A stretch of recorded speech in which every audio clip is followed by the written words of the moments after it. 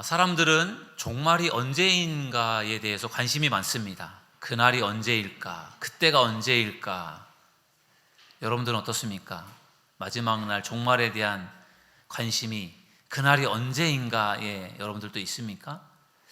그러나 우리는 사실 그날이 언제인지를 잘 알 수 없습니다. 하나님만이 아시는 부분이기 때문에요. 그래서 우리는 그날이 언제인가에 대한 관심보다는 그날이 종말이 분명히 올 것이다 라는 믿음을 가지고 잘 준비하는 성도들이 되시기를 주님의 이름으로 축원합니다. 지금 우리에게는 종말이 점점점 다가오고 있습니다. 여러분들은 과연 종말이 점점점 다가오는 것을 느끼십니까? 아마 잘 느끼지 못하는 분들이 대다수일 겁니다. 그런데 저기 지금 이스라엘 땅 가자 지구에 있는 그 가자 지구를 중심으로 한 이스라엘 그 주변에 있는 사람들은요, 종말이 가까이 오고 있다는 걸 느끼고 있을 거예요. 왜냐하면 지금 거기 이스라엘하고 하마스 정권하고 전쟁 싸움을 하고 있지 않습니까? 또 러시아하고 그쪽도 마찬가지고요. 아무튼 뭔가 긴박한 상황 속에, 전쟁의 상황 속에 놓여 있는 그런 사람들에게는 지금 종말이 가까워 오고 있구나, 아마 그런 것들을 느낄 것 같아요. 또 심각한 질병으로 인해서 몸이 불편하신 분들도 나에게도 종말이 다가오고 있구나, 그런 걸 느낄 수 있고요. 연세가 많으셔서 정말 늙어가고 있는 그러한 노인분들, 어르신들도 종말이 가까워 오고 있구나, 아마 그런 것들을 느낄 것 같아요. 히브리서 말씀에 한 번 죽는 것은 정한 것이요 그 후에는 하나님의 심판이 있다라고 말씀하고 있거든요. 우리가 죽는 것이 정해져 있다라는 거예요. 우리가 이 세상에서 영원히 살 수 있는 것이 아니지 않습니까? 그래서 우리는 마지막 때 종말을 준비하는 성도들이 되어져야 할 줄로 믿습니다. 성경을 보면은 종말을 두 가지로 설명을 합니다. 하나는 지구의 종말, 정말 세상의 종말이 그게 종말이고요. 또 하나의 종말은 우리 인생의 종말이 있어요. 내가 이 세상에 살다가 죽는 그날이 우리에게는 종말이 되는 것입니다. 그렇다면 우리는 종말을 맞이하지 않을 사람은 아무도 없어요. 살아있는 상태에서 주님이 오시면 그것이 종말인 것이고요, 우리가 주님이 오시기 전에 죽으면 그게 우리는 인생의 종말을 맞이하는 것입니다. 그러므로 사랑하는 여러분, 우리에게 종말이 있다는 것을 믿으시고 그 종말을 잘 준비하는 믿음의 사람들이 되시기를 주님의 이름으로 축원합니다. 그렇다면 우리가 어떻게 준비를 해야 될까요? 죽음을 어떻게 준비를 해야 될까요? 여러분, 시한부 인생을 살고 있는 사람들에게 6개월의 인생이 남았다고 생각을 하면, 제가 얼마 전에 속회 공과에 그런 질문을 던졌던 적이 있어요. 6개월밖에 앞으로 살 수 있는 시간이 없다면 무엇을 하고 싶습니까? 그런 질문을 던진 적이 있는데요.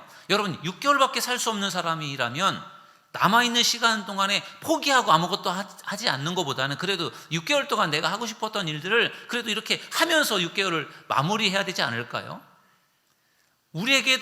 우리도 시한부 인생을 사는 거예요. 우리에게도, 왜냐하면 끝이라는 그 마지막 시간이 있으니까. 그런데 그 마지막 때를 살아가고 있는 우리들이 과연 어떻게 살아야 되느냐 하는 것이죠. 무엇을 하면서 마지막 때를 살고 무엇이 우리가 종말을 준비하는 것인가. 오늘 데살로니가전서 5장 1절에서 11절의 말씀을 통해서요, 우리가 어떻게 종말을 준비를 해야 되는가에 대해서 세 가지로 말씀을 나눌 때 함께 은혜되는 시간 되기를 주의 이름으로 축원합니다.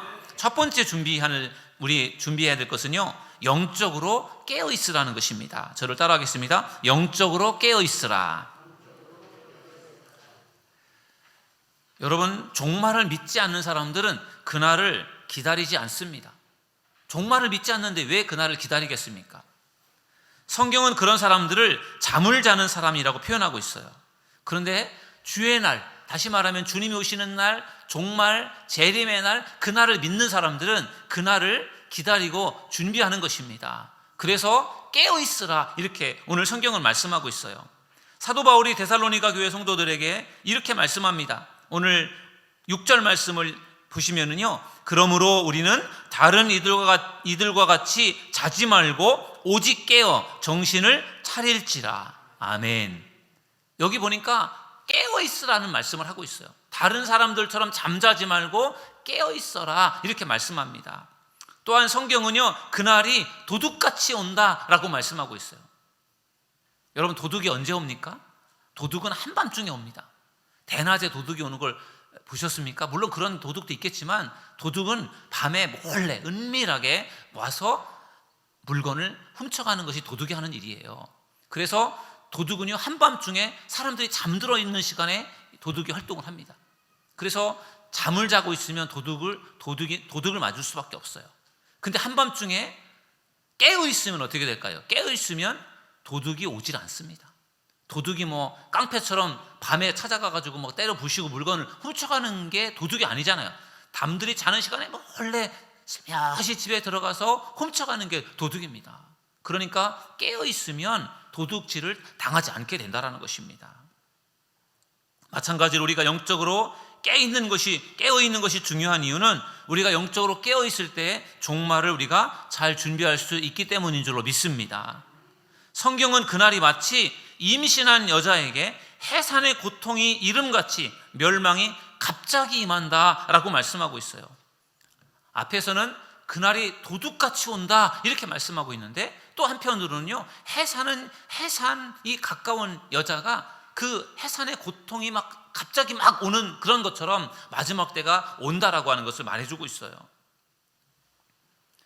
주의 날을 믿지 않는, 종말을 믿지 않는 사람들에게는 아무런 준비 없이 살다가 갑자기 심판을 받을 수 있다라는 거예요. 그런데 그 종말을 믿고 주의 날을 준비하는 사람들에게는 그날이 심판의 날이 아니라 그날이 구원의 날이 되는 것입니다. 하나님께서 대홍수의 심판으로 세상을 멸하시려고 계획을 세우시고요, 그리고 그때 노아를 불러서 노아에게 방주를 지으라고 말씀하셨습니다. 거대한 방주를 짓는데 120년의 시간이 걸려요. 여러분, 노아가 그 배를 만드는데 그것을 산에다가 만듭니다. 그것도 어마어마하게 큰 그러한 그 방주를 짓습니다. 그것을 지을 때 사람들이요, 노아 미쳤다고 그렇게 손가락질을 했습니다. 비웃었어요. 근데 노아는 하나님께서 홍수로 이 세상을 멸할 것이다라고, 심판하실 것이다라고 하는 것을 알고 있었기 때문에 그 심판에 대비해서 방주를 지은 거예요. 그리고 방주를 지으면서 노아는 사람들에게 하나님께서 곧 심판을 하십니다. 하나님께서 물로 심판을 하십니다. 여러분들도 준비하셔야 됩니다. 이렇게 전했죠. 그런데 사람들은 어떻게 반응을 했습니까? 성경에 보면요, 사람들은 먹고 마시고 시집가고 장가가면서 삶의 쾌락에 빠져 심판이 코앞에 닥치는 순간까지도 그들은 대홍수의 심판을 전혀 생각하지를 못했습니다. 그러다가 홍수가 시작되었어요. 노아의 식구가 방주에 타고 노아의 그 방주의 문이 닫혔을 때 40일 동안 비가 쏟아져 내리는데 하늘에서 땅에서 다 솟구쳐서요, 정말 모든 세상이 물로 잠기지 않았습니까? 그러면서 사람들이 다 물에 빠져 죽었습니다. 정말 순식간에 하나님의 심판이 임한 거예요. 그래서 사람들은 아무 대책 없이 있다가 그냥 갑자기 심판에 결국은 다 죽게 된 것 아니겠습니까? 그런데 노아는 어떻습니까? 노아는 그 심판이 올 것을 알고 있었어요. 노아에게는 그 대홍수 심판이 갑자기 온 게 아니에요. 하나님께서 120년이라는 시간 동안에 준비할 수 있도록 시켜주셨지 않습니까? 그래서 잘 준비하고 있었고 준비되어 있었기 때문에 그 대홍수 심판에서 노아의 가족이 살아남게 된 줄로 믿습니다. 우리가 노아처럼 영적으로 깨어있으면 그 마지막 때가 온다고 할지라도 우리가 그날을 준비할 수 있고 그날의 심판을 받는 것이 아니라 그날의 구원을 받게 된다는 것을 믿으시기를 주님의 이름으로 축원합니다. 바울은 깨어있으라고 하는 말씀을요, 낮에 속한 자가 되라, 이런 말씀으로 표현을 했어요. 데살로니가전서 5장 7절에서 8절의 말씀을 보면은 이렇게 말씀합니다. 자는 자들은 밤에 자고 취하는 자들은 밤에 취하되 우리는 낮에 속하였으니 정신을 차리고. 아멘. 여러분, 잠을 자는 사람들은 밤에 잠을 잡니다. 그리고 취하는 자들은 밤에 취한다고 말하는 거죠. 결국 밤이라고 하는 것은 어둠과 죄악의 지배를 받는 시간이기 때문에 밤에 속한 사람들은 결국 어둠의 세력에, 그리고 죄의 세력에 지배를 받게 됩니다. 그래서 밤에 속한 사람들은 쾌락을 추구하고 아무 준비 없이 살다가 갑작스럽게 그렇게 종말을 맞이하게 되는 것입니다. 소돔과 고모라 성에 하나님께서 불과 유황으로 심판하실 때도 마찬가지였어요. 정말 불과 유황으로 소돔과 고모라 성이 멸망을 당할 거라는 것을 아무도 몰랐습니다. 아브라함만 알았어요. 그리고 하나님께서 아브라함을 통해서 롯의 그 가정을 그 심판으로부터 탈출할 수 있도록 도와주지 않았습니까? 나머지 사람들은 그냥 대책 없이 다 죽었습니다.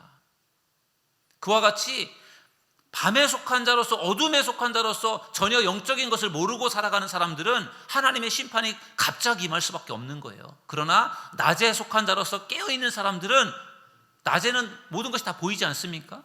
그래서 하나님께서 어떻게 일하시는지를 알 수 있고 볼 수 있기 때문에 낮에 속한 자로서의 삶을 살아갈 때 우리는 심판을 우리가 갑작스럽게 당하는 것이 아니라 심판이 오는 것을 우리가 준비해서 심판에서 구원을 받게 된다는 것을 믿으시기를 주님의 이름으로 축원합니다.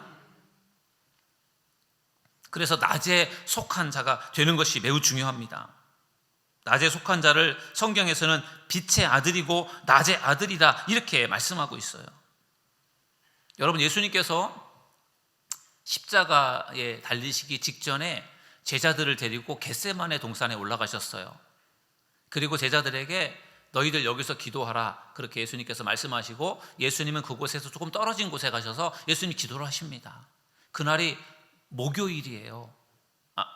목요일이에요. 예수님께서 그 다음날 금요일날 이제 십자가에 달려 돌아가시지 않습니까?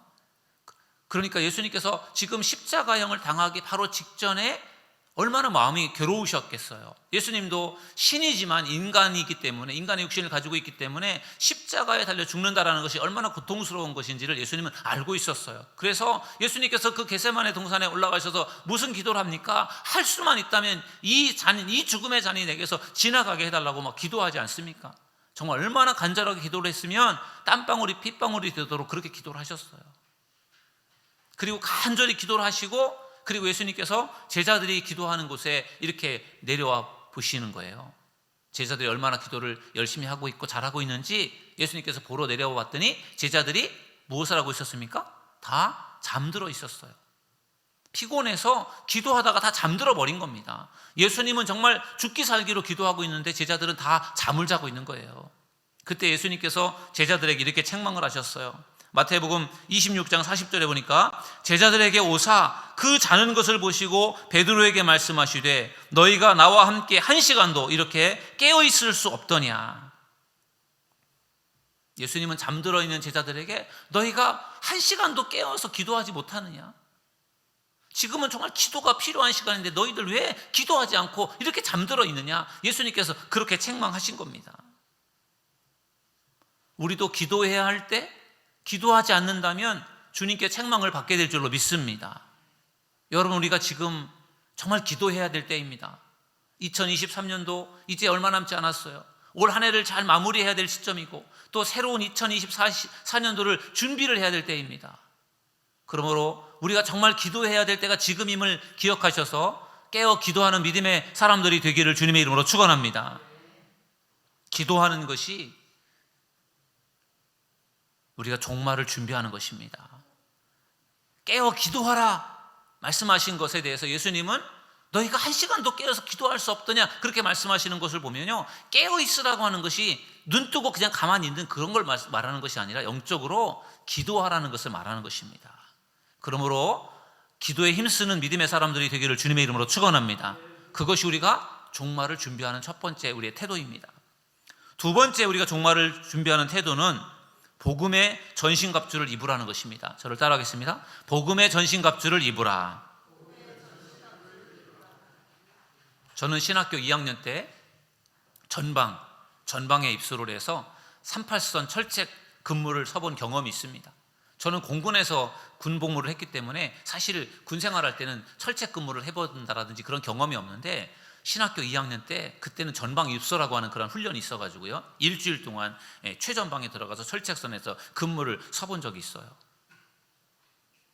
그때 철책 근무를 밤에 들어가서 경계 근무를 쓰는데요, 그때 정말 완전 무장을 하고 들어갑니다. 머리에 헬멧을 쓰고, 그 다음에 전투복을 입고, 그 다음에 탄띠를 두르고, 그 다음에 총을 들고, 그리고 전투화를 신고, 그리고 총알과 그리고 수류탄을 가지고 들어갑니다. 수류탄 2개, 총알 한 20, 30발 이렇게 가지고 이제 그 경계 근무를 들어가는 거예요. 그러면은 그게 뭐 무겁고 부담이 되고 막 그렇지만 그렇게 무장을 해야만 나 자신을 보호할 수 있고 지킬 수가 있는 것이죠. 그리고 적이 언제 공격해 올지 모르는 그 정말 긴장감이 있는 그 휴전선 38선에서 그렇게 무장을 하지 않으면 적의 공격에 대처할 수가 없기 때문에 그렇게 준비를 하고 철책에 들어가서 근무를 쓰는 것이었어요. 정말 제가 한번 밤에 새벽인가 철책 근무를 쓰는데요, 그 철책 안쪽에서 부시럭 소리가 들리는데 정말 머리가 삐쭉삐쭉 서더라고요. 그땐 정말 무슨 북한군이 와가지고 총을 쏘는 것처럼 그렇게 무섭더라고요. 나중에 알고 보니까 그게 사람이 아니고 짐승이었던 것 같아요. 그만큼 긴장감이 돌고 있는 그러한 상황이었는데 그렇게 무장을 하고 거기에서 그런 근무를 서게 되는 것이었어요. 바울은 본문에서 종말을 준비하라고 말씀하면서요, 전신갑주에 대한 말씀을 들려주고 있어요. 전신갑주가 과연 무엇일까요? 오늘 성경을 한번 읽어보시겠습니다. 데살로니가전서 5장 8절을 다 같이 읽어보시겠습니다. 시작. 우리는 낮에 속하였으니 정신을 차리고 믿음과 사랑의 호심경을 붙이고 구원의 소망의 투구를 쓰자. 아멘. 오늘 본문에는요, 이 전신갑주의 두 가지가 소개가 되고 있어요. 하나는 호심경에 대해서 설명을 하고 있습니다. 호심경.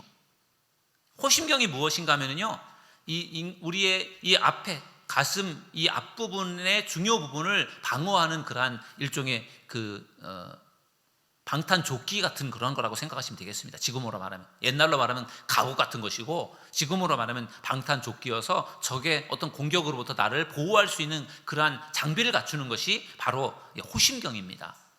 옛날 성경에는 흉배로 되어 있죠. 근데 이 호심경에 대해서 오늘 성경이 뭐라고 설명을 하고 있는가 하면은 믿음과 사랑의 호심경 이렇게 말하고 있어요. 호심경은 우리의 중요한 부분을 방어하는 그러한 역할을 하는데 그게 뭐냐면은 믿음과 사랑의 호심경이라는 거예요. 하나님을 믿는 믿음이 여러분들을 지켜주고 방어해주는 그러한 무기임을 믿으시기를 주님의 이름으로 축원합니다. 사랑이 또한 우리의 호심경이라는 거예요. 하나님을 사랑하고 성도들을 사랑하고 이웃을 사랑하는 이 사랑이 결국은 우리에게는요, 우리 자신을 방어해주고 막아주는 호심경의 역할을 한다라는 것입니다. 그러므로 사랑하는 여러분, 믿음과 사랑으로 무장하는 믿음의 성도들 되시기를 주님의 이름으로 축원합니다. 두 번째 무장에 대해서는요, 구원의 소망의 투구를 설명합니다.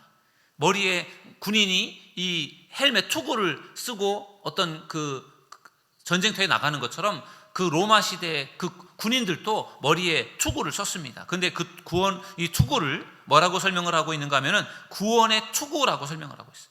여러분, 전쟁터에 나가는 사람이 머리에 투구를 쓰지 않으면 어떻게 될까요? 큰 치명타를 맞을 수밖에 없습니다. 그래서 머리를 보호하기 위해서 이 헬멧을 쓰고 투구를 쓰는 것 아니겠습니까? 그런데 그 투구에 대해서 성경은 뭐라고 설명을 하고 있는가 하면은 구원의 투구라는 거예요. 구원의 투구. 구원에 대한 확신을 갖는 것이 마치 머리에 투구를 쓰는 것 같은 그런 역할을 한다는 것입니다. 여러분, 하나님께서 여러분들을 구원하셨다라는 것을 믿으십니까? 언제든지 하나님께서 여러분들을 불러가신다고 할지라도 하나님의 나라에 들어갈 것을 믿으십니까? 아멘 소리가 작은가 보니까 확신 좀 적으신 것 같아요. 여러분의 구원을 확신하십니까? 확신하시기 바랍니다. 그것이 곧 여러분의 머리에 구원의 투구를 쓰는 것과 같은 거예요. 마귀는 너는 구원받으려면 멀었어, 너는 믿음이 약해서 구원 못 받아, 그런 어떤 속삭임을 우리에게 줄 수도 있어요. 그러나 하나님의 자녀가 된 우리들, 어떠한 순간에도 하나님께서 우리를 붙잡으시고 우리를 구원으로 인도하신다는 것을 확신하는 믿음의 사람들이 되기를 주님의 이름으로 축원합니다. 그게 구원의 투구를 쓰는 거예요. 오늘 데살로니가 전서 5장에는 구원의 투구와 그 다음에 이 호심경 두 가지에 대한 그 전신갑주만 이야기하고 있는데, 에베소서 6장을 보면은 그 전신갑주에 대해서 더 많은 부분들을 소개를 하고 있어요.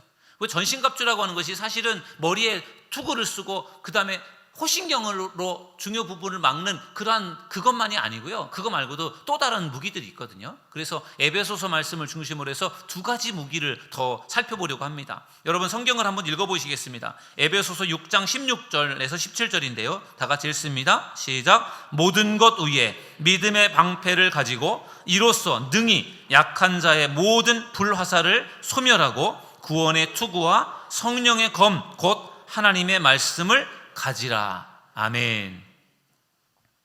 세 번째 무장은요, 전신갑주의 무장은 믿음의 방패라고 설명하고 있습니다. 믿음의 방패. 여러분, 방패는 적의 불화살을 막아내는 역할을 한다고 했어요. 큰 방패를 가지고 적들이 불을 붙여서 쏘는 화살을 이 방패로 막아낸다라는 거예요. 그걸 막아내지 못하면 결국은 나를 보호할 수 없어서 죽는 것 아니겠습니까? 그러니까 그 믿음의 방패를 갖고 있다는 것이 얼마나 중요한지 모릅니다. 그런데 이 방패를 그냥 방패라고 하지 않고 믿음의 방패 이렇게 말하고 있어요. 여러분, 우리의 믿음이 악한 마귀의 공격을 막아내는 방패와 같은 것임을 믿으시기를 주님의 이름으로 축원합니다. 그래서 우리의 믿음이 견고하고 우리의 믿음을 잘 키워나가는 것이 얼마나 중요한지 모릅니다. 욥은 동방의 의인이고 동방 최고의 부자였어요. 근데 어느 날 마귀가 욥을 시험합니다. 욥을 공격합니다. 하루아침에 그 많던 재산을 다 잃게 됩니다. 그리고 10명의 자식을 다 잃게 되어요. 10명의 자식이 지붕이 무너지면서 다 깔려 죽었습니다. 세상에 그런 일이 어디 있을 수 있겠습니까? 자기는 악창 심각한 질병에 걸려가지고 고통스러운 시간을 보내는 거예요. 그 모습을 지켜보던 아내가 그 남편을 저주하면서 욥을 저주하고요, 남편을 떠나버립니다. 얼마나 속상하고 얼마나 그랬으면 남편을 떠나버렸겠습니까? 그러니 욥의 이 상황이 얼마나 정말 힘든 겁니까? 욥이 어떻게 이걸 견뎌낼 수 있을까? 재산을 다 잃게 되었고 자식을 다 잃게 되었고 건강도 잃게 되었고 뭐 가진 거라고는 아무것도 없는 그냥 목숨만 붙어있는 그런 상황인데 어떻게 이런 일이 일어날 수 있냐는 거예요. 그가 하나님을 믿고 섬기는 사람인데 나한테 어떻게 이런 일이 일어날 수 있을까? 어떻게 욥이 그걸 견딜 수 있겠어요? 욥의 친구들도 와가지고 너가 죄를 지어서 너가 잘못해서 너가 하나님께 벌을 받은 거야 하면서 막 친구들이 와가지고 계속 그런 이야기 하잖아요. 근데 욥은 그게 아니거든요. 그러니까 견디기가 어려운 거예요. 내가 뭘 잘못해서 이런 고통을 당해야 되지? 여러분들에게 그 욥이 당한 고통 중에 한 가지만 일어나도요 견디기 어려울 거예요. 욥에게는요 몇 가지가 그게 동시적으로 일어난 거예요. 그러니까 세상에 욥이 이걸 어떻게 견디어낼 수 있을까? 그런데 욥이 그거를 견디어냅니다. 하나님을 떠나지 않아요. 끝까지 믿음을 지킵니다. 그 이유는 욥이 정말 굳건한 믿음의 방패를 갖고 있었기 때문인 줄로 믿습니다. 그러니까 그 마귀의 시험, 마귀의 공격을 다 그걸 막아내고 견디어내는 것입니다. 여러분, 지금도 마귀는요 우리를 끊임없이 공격해요. 다양한 방법을 가지고 우리를 공격합니다. 우리를 어떻게 해서든지 쓰러뜨리려고 하고 넘어뜨리려고 하고 그렇게 공격을 합니다. 그래서 그 공격을요 우리가 어떻게 막아낼 수 있느냐? 믿음이 없이는 막아낼 수 없어요. 믿음이 약하면 그 마귀의 공격에 넘어질 수밖에 없습니다. 쓰러질 수밖에 없어요. 그러므로 사랑하는 여러분, 여러분의 믿음을 굳건하게 세워가기를 주님의 이름으로 축원합니다. 그래야 마귀의 공격을 우리가 막아낼 수가 있는 것입니다. 네 번째 무기는 성령의 검, 말씀의 검으로 무장하는 것입니다. 바울은 전신갑주 중에서 가장 중요한 무기인 성령의 검을 소개하는데 이 성령의 검이 무엇이냐? 하나님의 말씀이다 이렇게 말씀하고 있어요. 히브리서 4장 12절 말씀에 보니까요 하나님의 말씀을 이렇게 설명합니다. 하나님의 말씀은 살아있고 활력이 있어 좌우의 날선 어떤 검보다도 예리하여 혼과 영과 및 관절과 골수를 찔러 쪼개기까지 하며 또 마음의 생각과 뜻을 판단하나니. 아멘. 여러분, 무엇이 이렇게 칼처럼 강력하다고요? 무엇이요? 하나님의 말씀임을 믿으시기를 주의 이름으로 축원합니다. 말씀은 유일한 공격용 무기예요. 마귀의 공격을 우리가 믿음으로 막아내야 되겠지만 마귀를 정말 물리치기 위해서는요 무기가 있어야 되는데 이 무기가 뭐라고요? 하나님의 말씀입니다. 예수님께서 공생애를 시작할 때 마귀에게 3가지 시험을 받았지 않습니까? 그때도 예수님도 말씀으로 마귀를 물리치게 된 줄로 믿습니다. 말씀이 무기임을 믿으십시오. 그래서 우리가 날마다 하나님의 말씀을 읽고 묵상하고 그 말씀을 붙들고 기도하는 우리의 삶이 얼마나 중요한지 모릅니다. 하나님의 말씀으로 무장하는 믿음의 사람들이 되시기를 주님의 이름으로 축원합니다. 그래야 우리가 마귀를 물리칠 수 있어요. 여러분, 전신갑주를 입는 것, 그것이 곧 우리가 종말을 준비하는 것임을 믿으시기를 주님의 이름으로 축원합니다. 영적으로 깨어 기도하는 것이 종말을 준비하는 것이고, 그리고 전신갑주로 우리 자신을 무장하는 것이 바로 그것이 우리가 종말을 준비하는 것입니다. 세 번째, 마지막 우리가 종말을 준비하기 위해서 어떻게 해야 되는가? 구원에 이르도록 힘쓰라는 것입니다. 저를 따라하겠습니다. 구원에 이르도록 힘쓰라. 바울은 하나님께서 우리 성도들을 선택하여 세운 이유가 우리를 구원하기 위함이라고 말하고 있어요. 오늘 9절 말씀에 보면은 이렇게 말씀하고 있습니다. 하나님이 우리를 세우심은 노하심에 이르게 하심이 아니요 오직 우리 주 예수 그리스도로 말미암아 구원을 받게 하심이라. 아멘. 우리를 부르셔서, 우리를 선택하셔서 우리들로 하여금 하나님이 심판하시려고 하는 것이 아니라 우리를 구원하기 위해서 하나님이 우리를 부르셨다라는 것입니다. 그런데 우리가 하나님의 그 구원을 위해서 부르심을 받은 사람들인데, 우리가 이 구원을 받는다라는 것이 간단한 것이 아니다라는 것을 우리가 성경을 통해 알 수 있어요.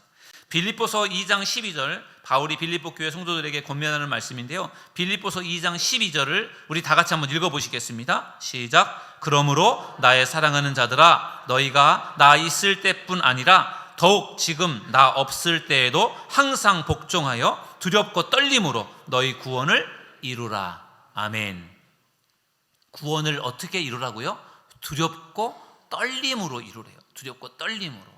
여러분, 우리가 내가 예수 믿고 구원받았어. 예수님께서 나를 위해 십자가에 달려 돌아가셨으니까 내가 이제 쉽게 구원을 받을 수 있어. 어떻게 보면 구원을 값싼 구원으로, 너무 쉽게 얻을 수 있는 구원으로 우리가 생각할 수 있어요. 맞습니다. 정말 예수님께서 우리를 위해 십자가에 달려 죽으셨기 때문에 우리가 예수님의 은혜로 구원을 받게 된 것 얼마나 귀하고 감사한 일인지 모릅니다.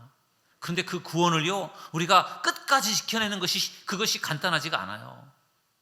그래서 바울이 빌립보 교회 성도들에게 말씀하고 있는 말씀이요, 두렵고 떨림으로 너희의 구원을 이루라, 이렇게 말씀하고 있어요. 우리의 구원을 완성하는 그 과정이요, 만만하지가 않다라는 거예요. 두려운 마음이 있어야 되는 것이고요, 떨림이 있어야 된다는 거예요. 내가 이거를 구원을 놓치면 어쩌나, 내가 구원을 잃으면 어쩌나.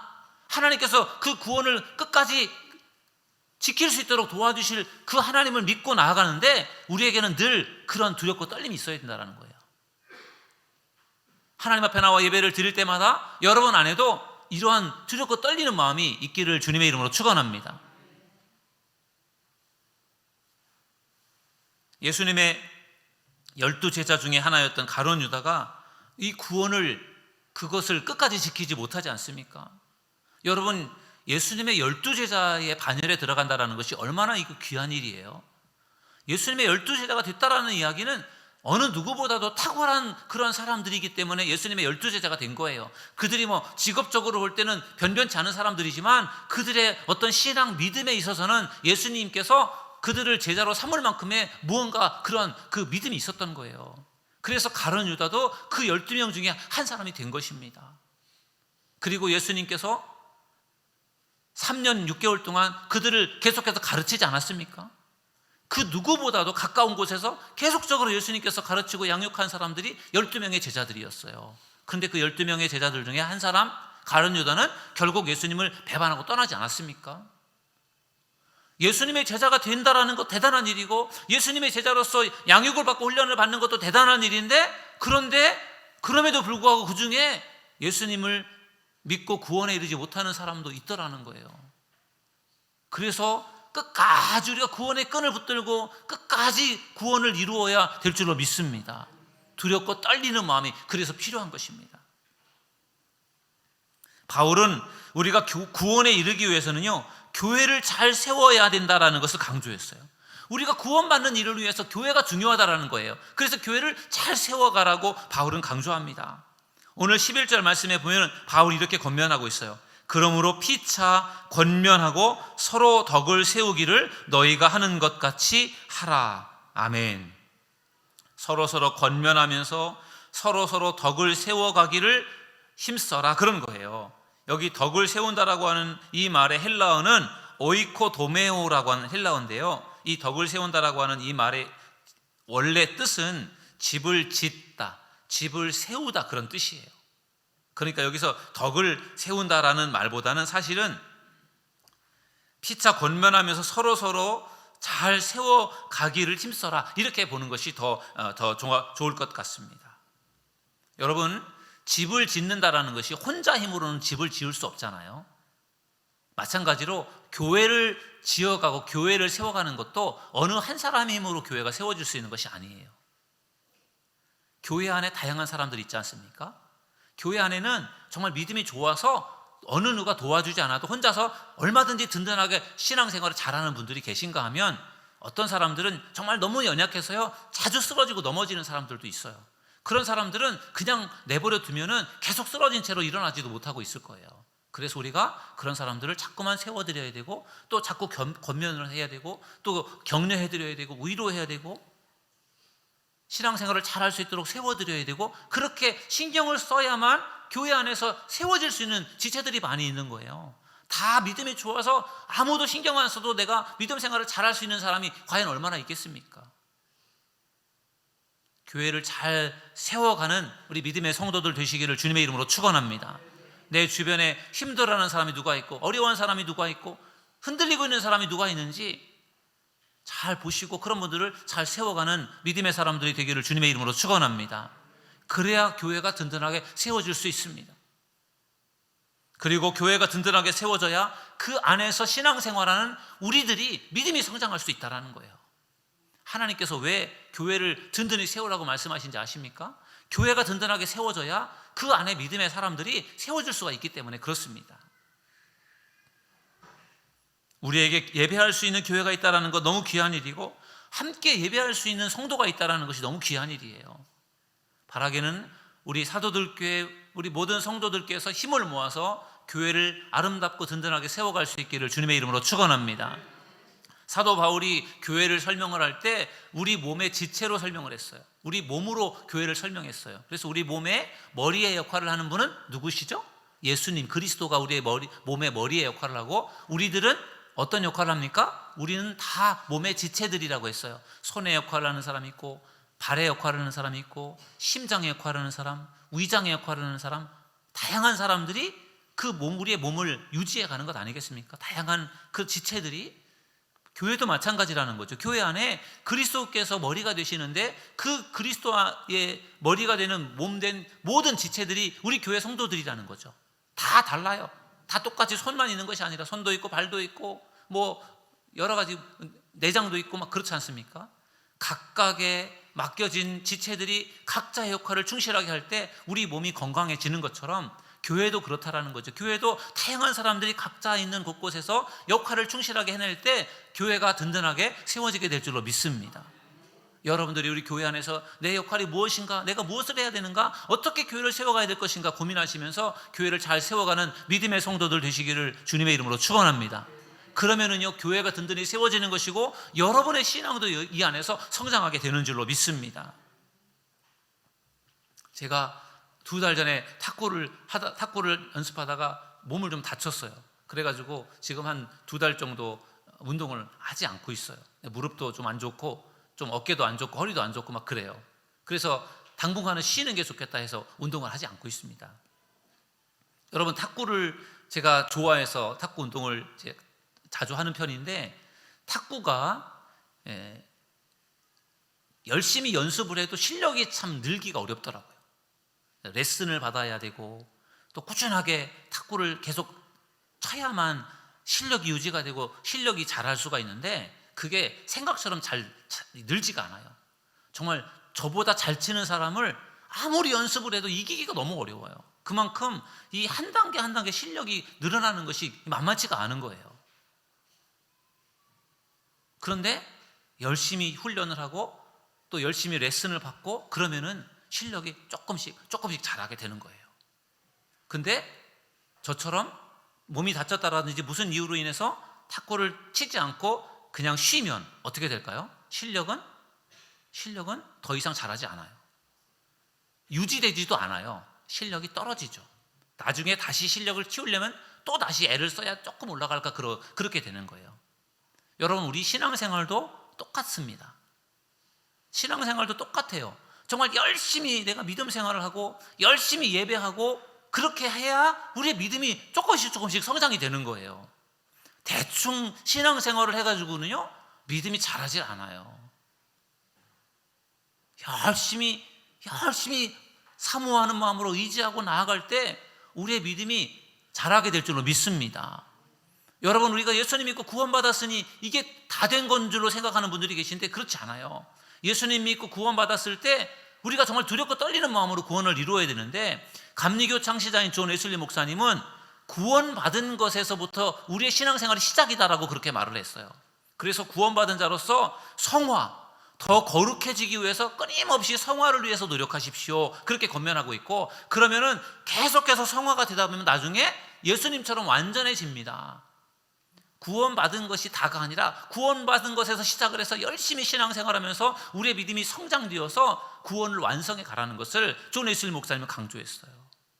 그러므로 사랑하는 여러분, 내가 예수 믿고 구원받은 것, 그것에 안주하지 마시고 열심히 정말 두렵고 떨리는 마음으로 여러분의 구원을 더 완성시켜가는 믿음의 사람들이 되시기를 주님의 이름으로 축원합니다. 오늘 종말을 준비하는 태도에 대해서 말씀을 나눴습니다. 영적으로 깨어서 기도하는 것이, 그게 바로 우리가 종말을 준비하는 그런 삶이에요. 복음에 전신갑주 무장하는 것이, 그게 곧 우리가 종말을 준비하는 것입니다. 구원에 이르기 위해서 끊임없이 성장을 위해서 애쓰고 노력하는 우리들의 신앙생활이 바로 우리가 종말을 준비하는 것입니다. 어느 기도원에 들어가서, 어느 산속에 들어가서 거기서 이렇게 주님을 마지막 때를 준비하고 기다리는 것이 아니라, 우리가 섬기는 교회 안에서 열심히 신앙생활 하면은요, 그게 곧 종말을 준비하는 것임을 믿으시기를 주님의 이름으로 축원합니다. 바라기는 종말, 우리의 인생의 마지막 순간, 그때를 잘 우리가 준비하고 잘 대비해서 주님께서 우리를 부르실 때 주님 앞에서 정말 착하고 충성된 종이다 칭찬받을 수 있는 좋은 믿음의 성도들 다 되시기를 주님의 이름으로 축원합니다.